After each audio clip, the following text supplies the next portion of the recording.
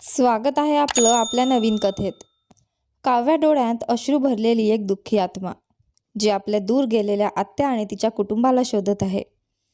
ही आहे तुटलेल्या नात्यांची, ओढीची आणि हरवलेल्या संबंधांची वेदनादायक कहाणी. काव्या एका भावनिक प्रवासाला निघते. तिचं एकच ध्येय असतं, तिच्या वडिलांचा, गंगाधर दास यांचा आणि त्यांच्या दूर गेलेल्या बहिणीचा, संध्याचा पुन्हा एकदा सामना घडवून आणणे. 10 वर्षापूर्वी घडलेल्या एका विश्वासघाताने या कुटुंबाला पूर्णपणे वेगळं केलं होतं. पण काव्याला अजूनही विश्वास असतो की प्रेम, माया आणि रक्ताचे नाते हे कोणत्याही दुराव्यापेक्षा जास्त मजबूत असतात. नात्यांचे बंध. लहानपणी आईवडिलांना गमावल्यापासून संध्या हीच गंगाधर दास यांची एकमेव कुटुंब होती. एक असं नातं ज्याला तो संपत्ती आणि सत्तेपेक्षाही जास्त जपून ठेवत होता. काव्या जन्मल्यापासूनच गंगाधर दास यांच्या मनात एक स्वप्न होतं, या नाजूक कुटुंबाला कायम एकत्र ठेवण्याचं. म्हणूनच त्यांनी ठरवलं होतं की काव्य आणि आर्यन मोठे झाल्यावर त्यांचं लग्न करायचं. त्यामुळे त्यांची लाडकी मुलगी कायम त्याच घरात राहील आणि त्यांचं कुटुंब कधीही तुटणार नाही.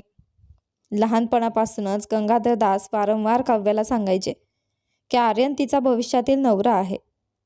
त्या प्रेमळ शब्दांनी काव्याच्या निरागस मनात खोलवर घर केलं. वर्षागणिक तिचं आर्यनवरचं प्रेम अधिक गहिरं होत गेलं. तिच्या मनात आर्यन फक्त तिचा आतेभाऊ नव्हता, तो तिचा नियतीने ठरवलेला जीवनसाथी होता. संध्याही आर्यनच्या मनात तसाच विचार रोवण्याचा प्रयत्न करत होती, पण काव्यापेक्षा वेगळं. आर्यन तिला फक्त एक खेळकर सोबती आणि जवळची मैत्रीण म्हणूनच पाहत होता, त्यापेक्षा काहीही अधिक नाही. पण संध्याच्या प्रेमळ हास्यामागे लालसेने विषारी झालेलं मन लपलेलं होतं.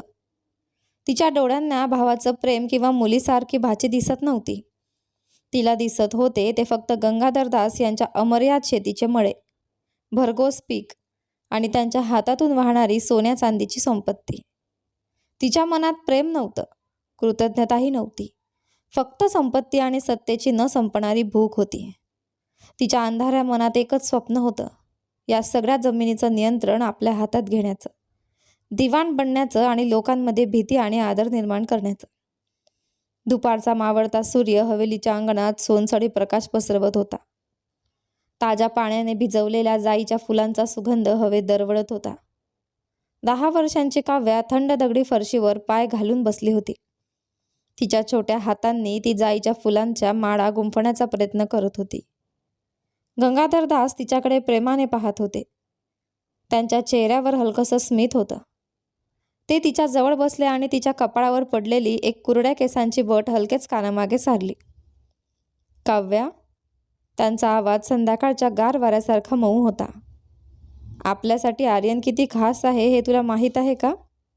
काव्याचा चेहरा लगेच उजळला. तिच्या हसण्यात एक दात नव्हता. आर्यन रोज माझ्यासोबत खेळतो बाबा, तो माझा सगळ्यात चांगला मित्र आहे. गंगाधर दास हसले आणि तिच्या केसांवरून हात फिरवला. तो फक्त तुझा मित्र नाही माझी छोटी राजकुमारी. एक दिवस तू मोठी झालीस की आर्यन तुझा नवरा होईल. काव्या थोडी थबकली. तिच्या छोट्या बोटांनी माळ गुंफणं थांबवलं. नवरा? ती डोकं वाकवत विचारते. हो, गंगाधर दास प्रेमाने म्हणाले. तू लाल साडी नेसशील आणि आर्यन तुझ्या गळ्यात मंगळसूत्र बांधेल. मग तुम्ही दोघेही याच हवेलीत माझ्यासोबत कायम राहाल, माझी दोन्ही प्रिय मुलं एकत्र. तो क्षण इतका जिवंत आणि प्रेमळ होता की काव्याच्या निरागस मनाने तो घट्ट पकडून ठेवला. तिच्या छोट्या हृदयात आर्यन तिचा नवरा होईल ही कल्पना हळूहळू तिचं सगळ्यात गोड स्वप्न बनली. जवळच्या मंदिरातून संध्याकाळच्या आरतीची घंटा वाजली आणि जणू त्या क्षणाला देवाची साक्ष मिळाली. संध्याकाळ.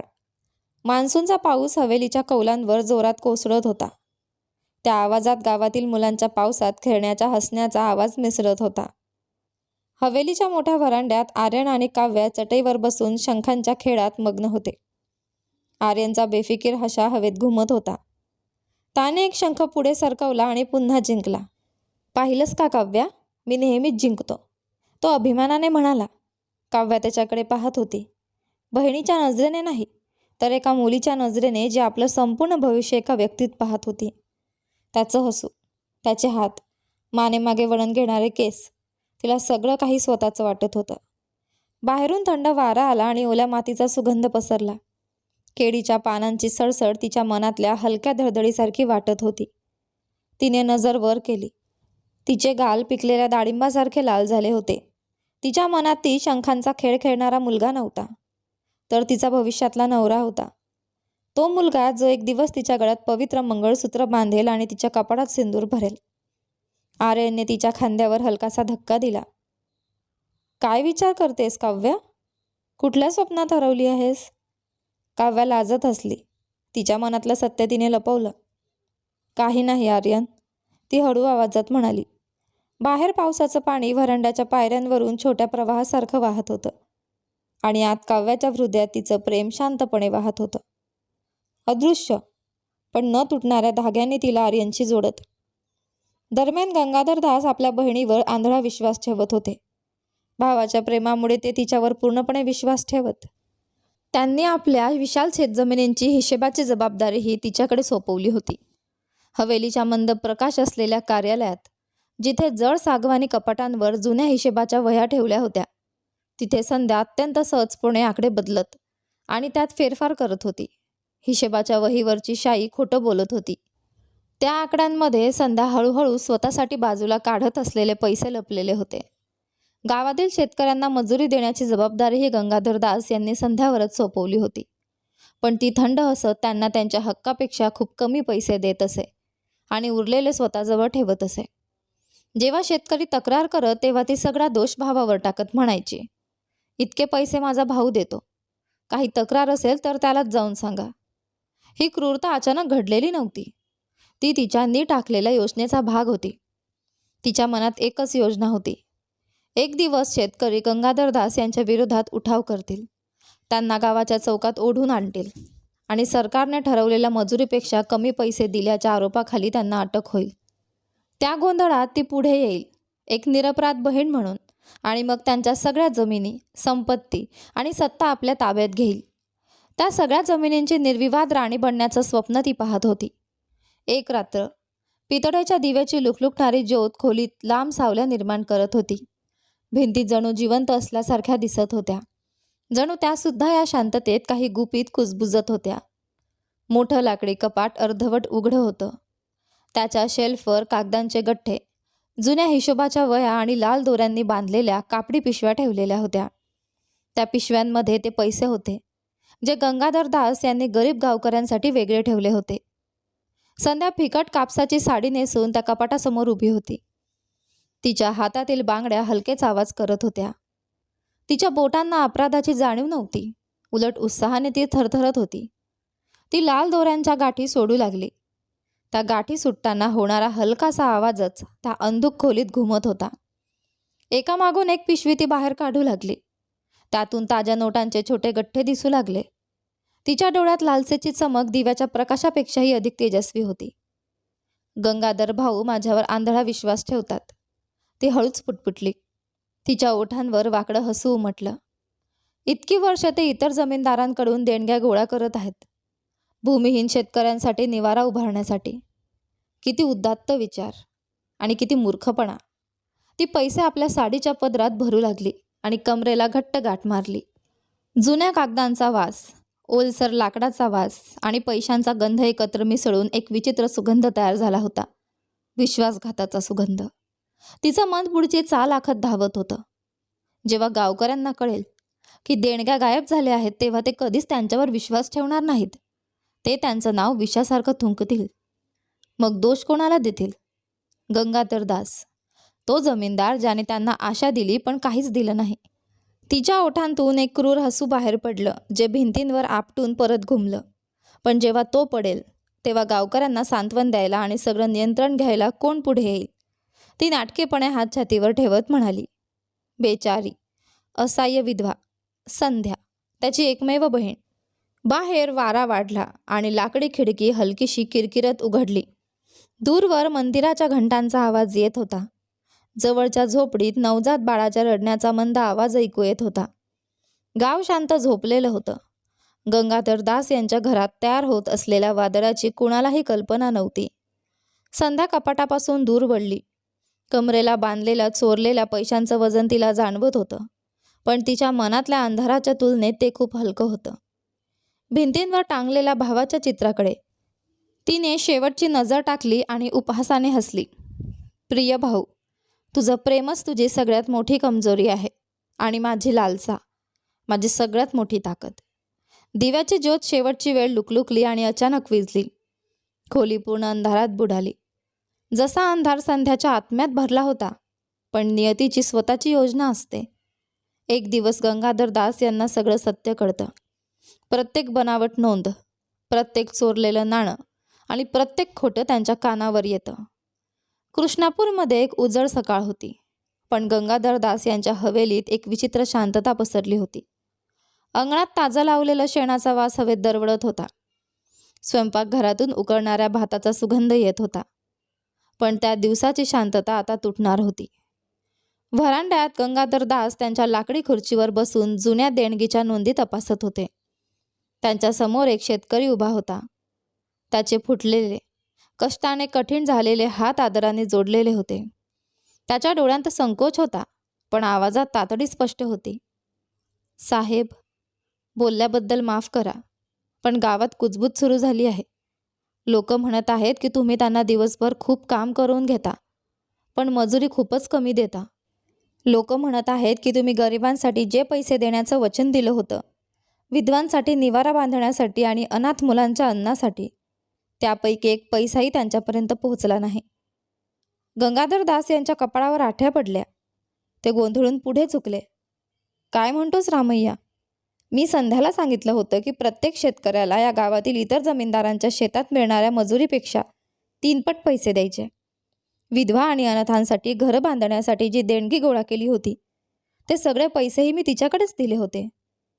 गेल्या काही महिन्यांपासून सगळ्या देणग्या आणि मजुरीचे पैसे तीच वाटत होती. दाराजवळ उभे असलेले इतर शेतकरी एकमेकांकडे संकोचाने पाहू लागले.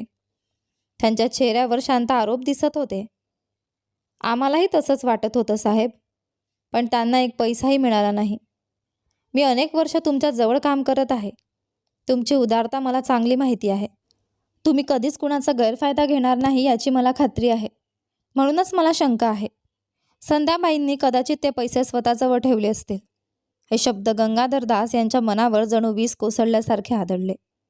काही क्षण त्यांच्या मनाने ते स्वीकारायलाच नकार दिला. त्यांची प्रिय बहीण, आई वडील गेल्यानंतर प्रत्येक वर्षी त्यांच्या हाताला राखी बांधणारी तीच मुलगी, ती असं करू शकते? हृदय जोराने धडधडत असताना गंगाधर दास उठले. त्यांचे अनवाणी पाय थंड दगडी फरशीवर आपटत घराच्या आत चालू लागले. भिंतींवर टांगलेल्या जुन्या कुटुंबाच्या छायाचित्रांकडे पाहताना त्यांना संध्याचं हसणं, तिच्या नवऱ्याच्या मृत्यूनंतरचा तिचा दुःख, तिचे अश्रू, हे सगळं आठवत होतं. पण आत्ताच शेतकऱ्यांनी सांगितलेलं चित्र त्या आठवणींची जोरात भिडत होतं. ते संध्याच्या खोलीपाशी पोहोचले. त्यांच्या थरथरणाऱ्या हातांनी त्यांनी कर्कश आवाज करणारा दरवाजा उघडला. खोलीत जुन्या अगरबत्तीचा आणि कागदांचा वास भरला होता. थोडंसं उघडं असलेलं लाकडी कपाट त्यांच्या नजरेत आलं आणि तिथे तिच्या साड्यांच्या घड्यांमध्ये लपवलेले पैशांचे गुंडाळलेले गठ्ठे दिसले. गंगाधर दास यांचा श्वास अडकला. त्यांचे हात थरथरत होते. त्यांनी एकामागून एक पिशव्या बाहेर काढायला सुरुवात केली. प्रत्येक पिशवी विश्वासघाताच्या वजनाने जड वाटत होती. त्यांची स्वतःची बहीण, त्यांचं एकमेव रक्ताचं नातं, तिनेच भुकेल्यांना अन्न देण्यासाठी आणि असहाय्य लोकांना आसरा देण्यासाठी ठेवलेले पैसे चोरले होते. त्या पैशांच्या गठ्ठ्यांमधून एक कागद खाली पडला. तो एक घाईघाईत लिहिलेला कागद होता, संध्याच्या ओळखीच्या हस्ताक्षरात. प्रत्येक महिन्यात ती त्यांना दाखवत असलेल्या खोट्या खर्चांची यादी त्यावर लिहिलेली होती. त्यात खोटे आकडे आणि अशा शेतकऱ्यांच्या बनावट स्वाक्षऱ्या होत्या ज्यांना कधीच 1 रुपयाही मिळाला नव्हता. गंगाधर दास यांच्या डोळ्यांसमोर सगळं धुसर झालं. खोली हलत असल्यासारखी वाटू लागली. भिंती जणू त्यांची चेष्टा करत होत्या. तो विश्वासू जमीनदार ज्याला स्वतःच्या रक्तानेच फसवलं होतं. त्यांचे पाय साथ सोडून गेले. ते संध्याच्या खाटेवर बसून पडले. कागद आणि पैसे त्यांच्या हातात घट्ट पकडलेले होते, पण त्या हातांमध्ये आता ताकद उठली नव्हती. आठवणींचा पूर उसळला. ते क्षण जेव्हा त्यांनी हसत तिच्या हातात पैसे दिले होते, तिच्यावर आंधळा विश्वास ठेवून. ते क्षण जेव्हा ती स्वतःला त्यांची सावली म्हणायची, प्रत्येक संकटात त्यांच्यासोबत उभी राहणारी बहीण. खोटं, सगळं खोटं. तेवढ्यात दरवाजा पुन्हा कर्कश आवाज करत उघडला. आवाज ऐकून काव्या आत आली. तिने आपल्या वडिलांना तुटलेल्या अवस्थेत पाहिलं. त्यांच्या भोवती विखुरलेले पैसे आणि त्यांच्या चेहऱ्यावरून वाहणारे शांत अश्रू.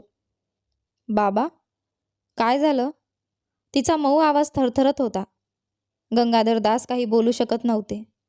त्यांच्या घशात शब्द अडकले होते. ते फक्त काव्याचा हात घट्ट पकडून बसले. जणू त्यांच्या तुटलेल्या जगात उरलेलं एकमेव सत्य तीच होती. बाहेर मंदिराची घंटा वाजत होती. त्या माणसाच्या हृदयात उठलेल्या वादळाची कल्पना नसताना, ज्याने कधी कुटुंबालाच आपली सर्वात मोठी संपत्ती मानलं होतं, ज्या बहिणीची तो देवासारखी पूजा करत होता, तीच त्याच्या पतनाची योजना आखत होती.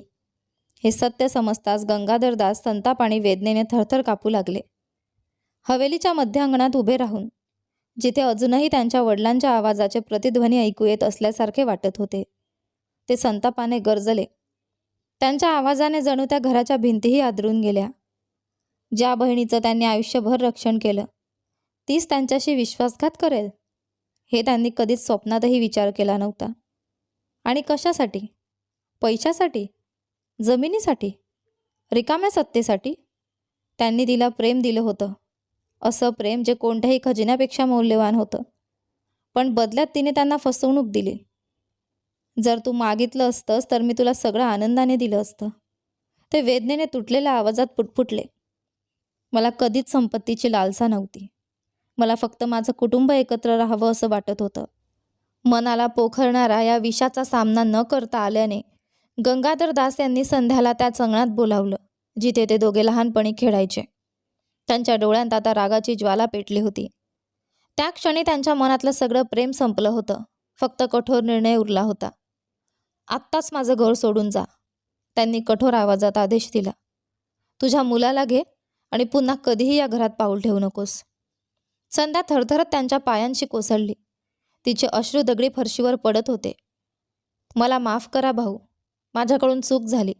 मला असं सोडून देऊ नका, ती हताशपणे विनवू लागली. पण गंगाधर दास यांच्या मनात तिच्या विश्वासघाताने दगडासारखी कठोरता निर्माण झाली होती. त्यांनी तिच्याकडे पाठ फिरवली. तिच्या विनवण्या त्यांच्या कानापर्यंत पोचल्याच नाहीत. शेवटी संध्याकडे दुसरा पर्याय उरला नाही. तिने एक छोटी बॅग भरली, आर्यनचा हात धरला आणि आपल्या मुलाने ज्या घरात बालपण घालवलं होतं ते घर कायमचं सोडून दिलं. कोरलेल्या खांबांमागून हे सगळं पाहणारी लहान काव्या काहीच समजू शकत नव्हती. ते का जात आहेत बाबा? तिने निरागस डोळ्यांनी विचारलं. गंगाधर दास जबरदस्तीने हसले आणि तिच्या केसांवरून हात फिरवला. ते थोड्या दिवसांसाठी फिरायला जात आहेत बाळा, काळजी करू नकोस. त्यांनी तिच्या नाजूक मनाचं रक्षण करण्यासाठी खोटं सांगितलं. थोड्याच दिवसात गावकऱ्यांना सगळं सत्य कळलं. कुजबूज हळूहळू ओरडण्यात बदलली.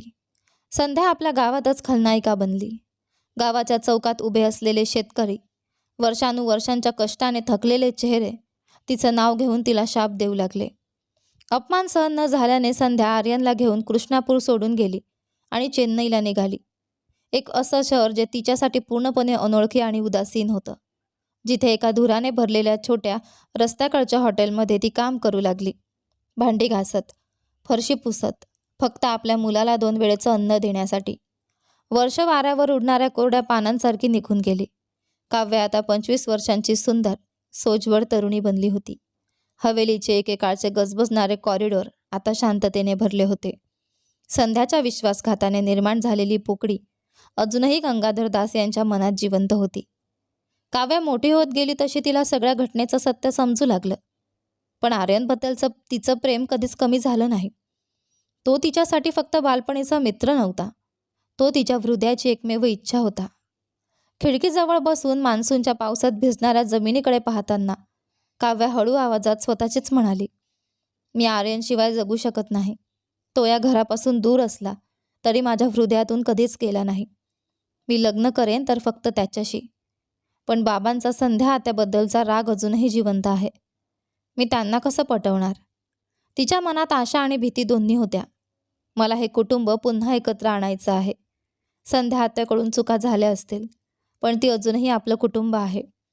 मी तिला परत आणलं तर बाबा पुन्हा आनंदी होतील, मला खात्री आहे. ते कदाचित लपवत असतील, पण त्यांना अजूनही तिच्यावर प्रेम आहे.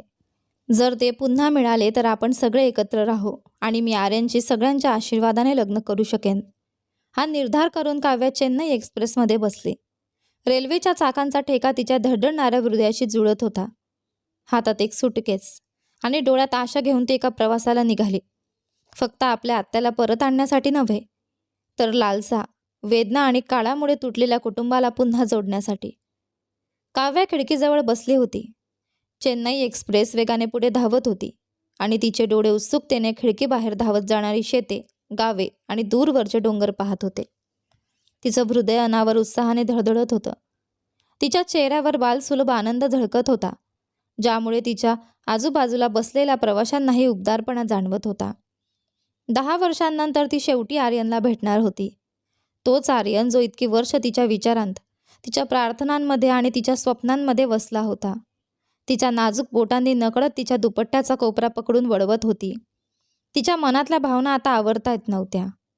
अचानक कुठून तरी एक माणूस अरुंद मार्गातून धावत आला. तो घाईघाईने प्रवाशांना ढकलत पुढे जात होता. काव्याला काही कळायच्या आत त्याने तिच्या गळ्यातील सोन्याची साखळी झटक्यात ओढून घेतली. क्षणभर काव्या स्तब्ध झाली, पण लगेचच तिचा आवाज विजेच्या कडकडाटासारखा घुमला. काव्या म्हणते, चोर चोर, कुणीतरी त्याला पकडा, त्याने माझी साखळी चोरली. डब्यातील अनेक प्रवासी लगेच उठले. सगळीकडे गोंधळ माजला. चोर गर्दीतून वाट काढत पडण्याचा प्रयत्न करू लागला, पण काही सतर्क प्रवाशांनी दाराजवळ त्याला पकडून धरलं. बांगड्यांचा आवाज, साड्यांची सळसळ आणि प्रवाशांच्या संतापलेल्या आवाजांनी संपूर्ण डबा भरून गेला.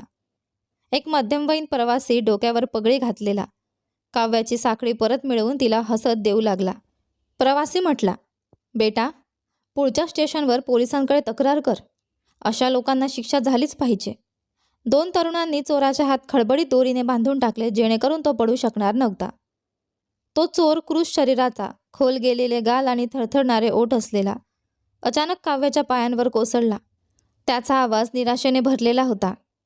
चोर रडत म्हणतो, मॅडम, मला माफ करा. आयुष्यात पहिल्यांदाच मी असं काही केलं आहे. माझी आई खूप आजारी आहे. तिला कॅन्सर आहे. डॉक्टर म्हणालेत की 24 तासात तिचं ऑपरेशन झालं नाही तर मी तिला कायमचं गमावेन. मी एक गरीब शेतमजूर आहे मॅडम. माझ्याकडे दुसरा काही मार्ग नव्हता. जर तुम्ही मला पोलिसांच्या हवाली केलं तर तिची काळजी घेण्यासाठी कुणीच उरणार नाही. मी हात जोडतो, दया करा. डब्यात कुजबूज सुरू झाली. काही प्रवासी अविश्वासाने डोके हलवत होते, तर काही त्याला खोटारडा म्हणत होते. पण काव्याचं हृदय खूप कोमल होतं. तिने त्याच्या डोळ्यात पाहिलं. त्या डोळ्यात असहाय्यता आणि प्रामाणिकपणा दिसत होता. तिचं मन लगेच मऊ झालं. काव्या म्हणते, चोरी करणे हा गुन्हा आहे आणि तुला ते माहीत आहे. पण तुझं नाव काय आहे? चोर म्हणतो, माधव मॅडम. काव्याने शांतपणे आपली पर्स उघडली. तिने चेकबुक काढला आणि निर्धाराने त्याची पानं उलटू लागली. खिडकीतून येणारा सूर्यप्रकाश तिच्या चेहऱ्यावर पडत होता. जणू तिच्या दयाळूपणालाच एक दिव्य तेज लाभलं होतं. काव्या म्हणते, ऑपरेशनसाठी किती पैसे लागतील माधव? माधव संकोचाने म्हणतो, 1,00,000 रुपये मॅडम. हे ऐकून अनेक प्रवासी आश्चर्याने ओरडले. प्रवासी म्हणतो, तू वेडी झाली आहेस का बाळा? चोरावर कसा विश्वास ठेवतेस? काव्या ठामपणे म्हणते, मी माझ्या मनावर विश्वास ठेवते. त्याच्या डोळ्यात खोटेपणा दिसत नाही. तिने पटकन 1,00,000 रुपयांचा चेक लिहिला. तो फाडून माधवच्या थरथरणाऱ्या हातात ठेवला. काव्या म्हणते, हे घे. तुझ्या आईचं प्राण वाचवण्यासाठी वापर. पण मला एक वचन दे, पुन्हा कधी चोरी करणार नाहीस. भुकेची वेदना सहन करता येते, पण अपराधाचं ओझं आयुष्यभर जड असतं. माधवच्या डोळ्यात पाणी आलं. त्याने हात जोडले. माधव म्हणतो, मॅडम, तुमचे हे उपकार मी आयुष्यभर विसरणार नाही. देव तुमच्यावर कृपा करो. काव्या म्हणते, आता जा. वेळ वाया घालवू नकोस. देव करो तुझी आई लवकर बरी हो. पुढच्या स्टेशनवर माधव तिच्या पायाला स्पर्श करून पटकन उतरला. सूर्यप्रकाशात त्याची सावली धुळीच्या प्लॅटफॉर्मवर लांब पसरली होती. काव्या शांतपणे त्याला गर्दीत हरवताना पाहत राहिली. तिचे हात प्रार्थनेत जोडले गेले. काव्या हळू आवाजात म्हणते, हे कृष्णा, त्याच्या आईचं रक्षण कर. तिच्या मुलाच्या प्रेमासाठी तिला जगू दे. ट्रेन झटका देत पुढे सरकली आणि काव्याला चेन्नईच्या गजबजलेल्या हृदयात घेऊन आली. विशाल शहराने तिचं स्वागत केलं. कर्णकर्कश हॉर्न, उंच इमारती आणि असंख्य चेहऱ्यांच्या गर्दीने. प्रत्येक अनोळखी माणूस तिच्या बाजूने सावल्यांसारखा पुढे जात होता. हवेत जाईचा, फुलांचा सुगंध आणि रस्त्यावरील खाण्याच्या पदार्थांचा वास मिसळला होता आणि कडक उन्ह तिच्या नाजूक त्वचेवर निर्दयीपणे कोसळत होती. काव्याला फक्त एकच गोष्ट माहीत होती, 10 वर्षांपूर्वी तिची आत्या चेन्नईला आली होती. संध्याचा एक जुना फिकट झालेला फोटो हातात घेऊन ती गर्दीच्या रस्त्यांवर फिरू लागली. दुकानवाल्यांना, रस्त्यावरील विक्रेत्यांना आणि घराबाहेर बसून फुलांच्या माळा गुंफणाऱ्या म्हाताऱ्या बायकांना ती तो फोटो दाखवत होती. प्रत्येक वेळी मिळणाऱ्या नकारार्थी मान हलवण्याने तिच्या मनातील अनिश्चिततेचं ओझं वाढत होतं. अनेक तास भटकून ती पूर्ण थकून गेली. तिचे पाय दुखत होते, घसा कोरडा पडला होता आणि कपाळावर घामाच्या थेंबांनी ओलसरपणा आला होता. शेवटी ती हार मानल्यासारखी एका गजबजलेल्या चौकाजवळच्या चिंचेच्या झाडाच्या सावलीत बसली. तिचा दुपट्टा घामाने ओला होऊन अंगाला चिकटला होता. ती चेहरा पुसत असतानाच अचानक तिच्यासमोर कोणीतरी उभं राहिलं. तिने वर पाहिलं. तिच्यासमोर एक तरुण उभा होता. उंच, मजबूत बांधा असलेला, चेहऱ्यावर तेजस्वी हास्य आणि सहज दिसणारी एक आकर्षक व्यक्तिमत्व. त्याच्या डोळ्यांत कुतूहल होतं आणि त्याची नजर तिच्या हातातल्या जुन्या फोटोवर खिळली होती. तरुण म्हणतो, ही बाई तुला कशी माहिती आहे? काव्याचं हृदय जोराने धडधडू लागलं. तिचा सगळा थकवा क्षणात नाहीसा झाला. काव्य आशेने म्हणते, तुम्हाला ती माहिती आहे का? ती माझी आत्या आहे. अनेक वर्षांपूर्वी ती आमचं गाव सोडून गेली. मी तिला शोधण्यासाठी इथे आले आहे. तुम्हाला माहिती आहे का ती कुठे आहे? त्या तरुणाच्या डोळ्यात आश्चर्य चमकलं. त्याच्या चेहऱ्यावरचं हास्य अजून खुललं. तरुण म्हणतो, आत्या? म्हणजे तू काव्य आहेस? काव्य आश्चर्याने म्हणते, तुम्हाला माझं नाव कसं माहिती? तो हलकासा हसला. त्याचे डोळे संध्याकाळच्या आकाशात चमकणाऱ्या ताऱ्यांसारखे चमकत होते. तरुण म्हणतो, तू मला ओळखलंच नाहीस? मी आर्यन आहे. क्षणभर सगळं जग थांबल्यासारखं झालं. गर्दीचा आवाज, वाहनांचे हॉर्न, लोकांची धावपळ, सगळं काही दूरवर धुसर झालं. काव्य आनंदाने म्हणते, आर्यन, खरंच तू आहेस? विचार न करता ती त्याच्या मिठीत धावून गेली. तिच्या आनंदाला आता सीमा उरली नव्हती. अश्रू आणि हसू दोन्ही तिच्या चेहऱ्यावर एकत्र चमकत होते. स्वतः कृष्णानेच मला तुझ्यापर्यंत आणलं असणार. मी इथे निराश होऊन भटकत होते आणि अचानक तू समोर आलास. माझा आर्यन. आर्यन म्हणतो, कशी आहेस काव्या? या 10 वर्षात मला तुझी खूप आठवण येत होती. तू माझी पहिली मैत्रीण होतीस. माझ्या बालपणाचा सगळ्यात खट्याळ आणि गोड भाग. मला कधी वाटलंच नव्हतं की आपण पुन्हा भेटू. आणि आता तू इथे आहेस. मला खूप आनंद झाला. काव्या म्हणते, मलाही आर्यन. हा सगळा कृष्णाचा आशीर्वाद आहे.